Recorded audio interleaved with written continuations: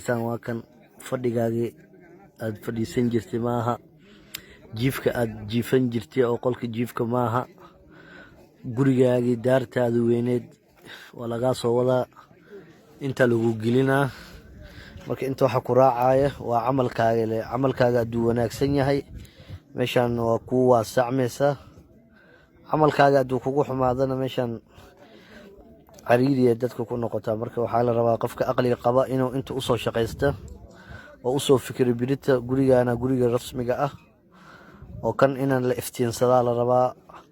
guriyaasha la camiraayo waxaa la rabaa kan inaad soo camirtid, kuwa daaha iyo fadhiga laga bedelayo waxaa la rabaa camalkaaga inaad bedeshido wanaajisido sida meeshan birita aad ugu raaxaysan lahayd.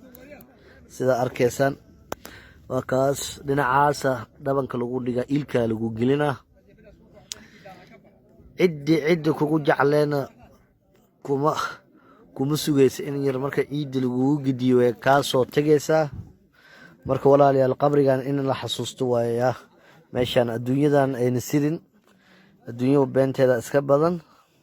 marka xiriga ilaahay la hagaajiyo, salaada jamac lagu tukado, salaad subax loo kaca, daroogada la iska dhaafo, qaadka la iska dhaafo, sigaarka la iska dhaafo, la toobad keenaa la rabaa.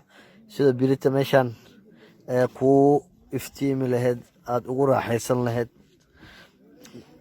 goorta lagu soo qabanayo ma ogid, adigoo qaflo iskaga jirta laga yaabaa inaad dhimatid, adoo sujuudsan inaad dhimatid laga yaabaa, adoo xaaraan cunaysa inaad dhimatid, adoo macsiyo ku jirto inaad dhimatid, adoo wanaag ku jirto oo ilaahay raali kaa yahay inaad dhimatid laga yaabaa. marka qaatumadaada fiiri meeshan insha Allah maanta laba qabri la qodayaa. qabrina waa kan maamaha loo soo wadaa, maama oo shalay dhimatay waaye, yar kale gaari ku dhacay qabrigiis. marka xagga waaye kaasna xagga laga qodayaa, kana inta waaye.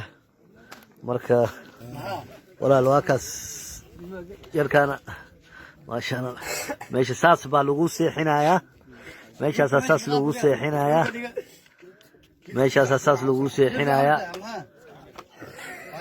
inna lillahi wa inna ilayhi raaji'uun.